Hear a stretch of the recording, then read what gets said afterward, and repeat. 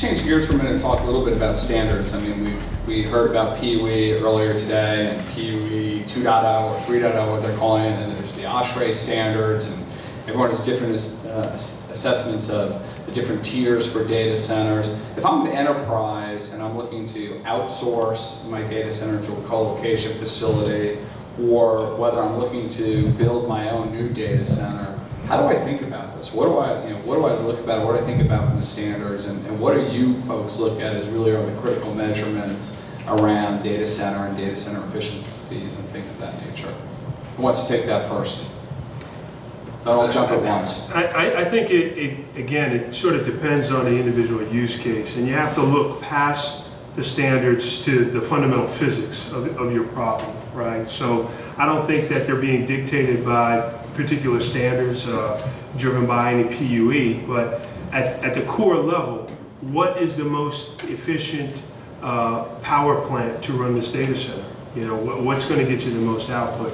And you start from there, and normally that fits into the standards. I mean, I would kind of disagree with that a little bit, only because in the past, the data center had to sit in the corporate office building because that's where your IT department was. Mm-hmm. Now with wide area connectivity, the speeds are a lot better. You can actually build that data center where you have the best combination of power grids, the best combination of facilities coming in as far as connectivity, the best talent pool, renewable energy. There's, I mean, definitely there's a lot of consideration. I think that there's a lot of consideration to where you build, but again, I think it goes back to the physics and the cost. You know, you want the cheapest power source, right? So you're going to build in an area like North Carolina, which is exploding right now because of the cost of power. Also places like Phoenix. So people are if you have the advantage to build a greenfield data center, you're going to utilize whatever are the best technologies available from an efficiency standpoint. Yeah, but price per kilowatt, right. You know, Phoenix, you're not going to use outside air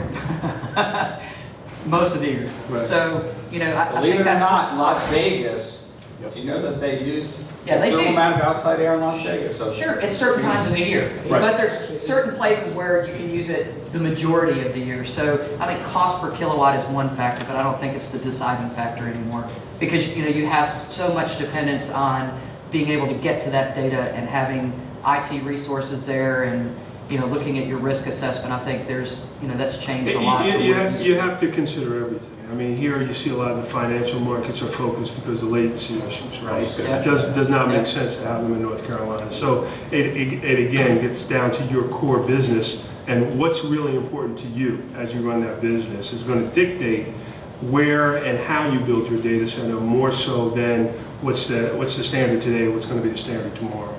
Right. So business requirements obviously play a role in deciding where. Like you mentioned, the financial services industry isn't going to put a trading application in North Carolina. It just doesn't make sense. The latency just doesn't cut it. Right. But still, they might be thinking about PUE or data center efficiency. So latency again is one aspect, but you know, as you think about that efficiency, don't they still have to think about that no matter where they put their data center? Of course, but then they're going to use, you know, whatever is available in that geography. I mean, we've got customers here using free cool, you know, right in the tri-state area. So yeah, they don't use it 365 days a year, but they use it as much as they possibly can. Everybody's pushing the envelope around efficiency.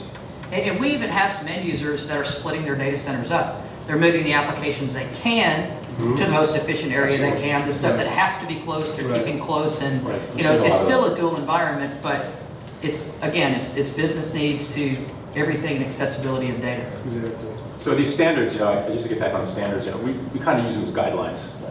Yeah, I honestly don't see it's not set in stone, but it's a guideline, it's a good guideline, and everyone should, you know, utilize them during the design phase. And it is kind of your protection, you know, if you build to the standards, nobody can go, oh, well, that's substandard, you didn't follow the standards, so now you have to change it out because it's not my fault, it's their fault. Any other comments? Okay, let's, along the same lines, you know, we have a lot of conversations around the standards. You can't have a conversation around data centers without the word green entering the conversation. So I'll ask everyone on the panel, what does it mean? Is it a bunch of BS? Is it a way for people to make money? Or are folks really doing things around being green? Well, I've seen companies do cogeneration, solar, a variety of other things in order to go green. You do cogen and you use that for your cooling system, so you're utilizing the heat and you're saving money and you're going green. There are arguments to be made from the supply standpoint, but I think in my view has always been the kilowatt you save is more valuable than the one you generate. So applying your next dollar for green towards trying to save energy by looking at what you're doing in your data center and how you're managing the resources within it, not only from an IT standpoint and the power consumption there, but from the cooling standpoint, is really where you need to concentrate. People spend time and money looking at light bulbs and things like that make such insignificant changes. They'll become such major projects. There are other areas they could be looking at, like idle servers that are no longer in use, and cooling, where you can get a much more significant impact than going to the generation side. Other comments, other Yeah, thoughts so around I it? guess everybody wants to be green and everybody likes to project themselves as green, but at the end of the day, it's a business decision, right? It's the dollar that makes it, can we do it or can we do it as a business?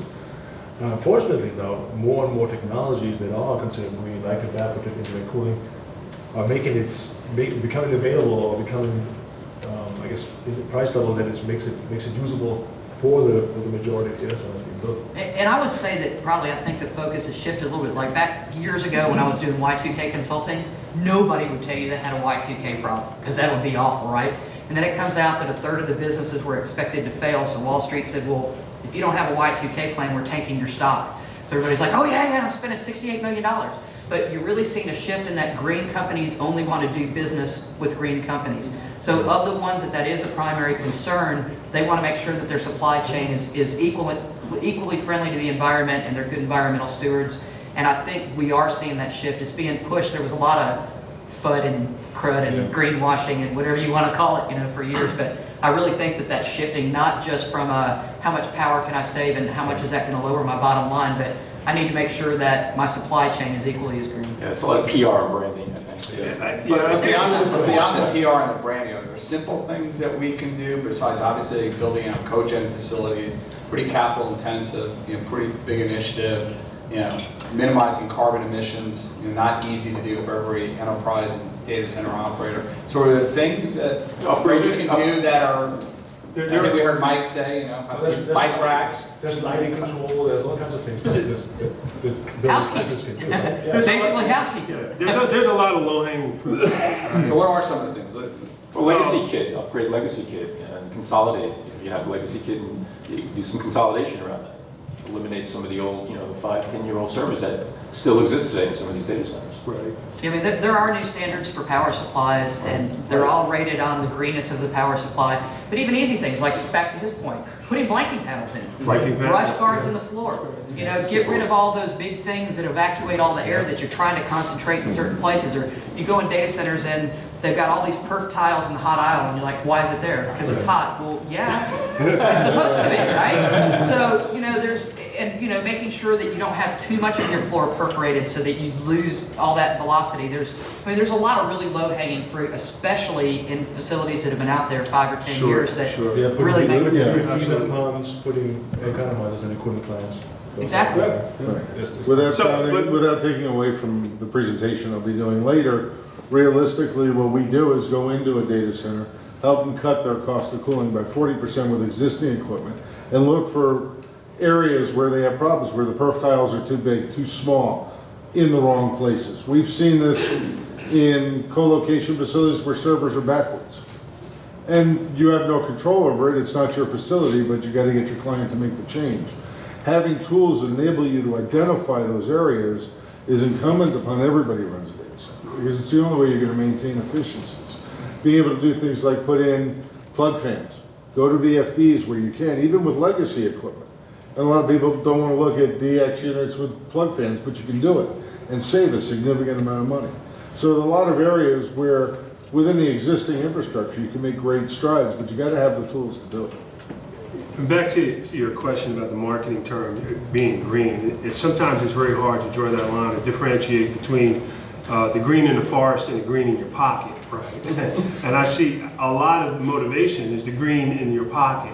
So if it saves you money, you're going to do it. And a lot of the things that save you money by their very nature are more efficient and end up being green. You know, putting blanking plates in, you know, great ROI there, you know, and you say, hey, we did it because we want to be green. I think you said, Carrie, that one watt saved on the server is like 1. It's 2.84 2.84 watts when you get through the full, and that's with a PUE of 1.9. And if you go up to the power plant, it's even more. Exactly, exactly. Little steps. I think we have a question from the audience there. Yeah, is there a firm definition of what it means to be green? Is it, a certain PUE value or?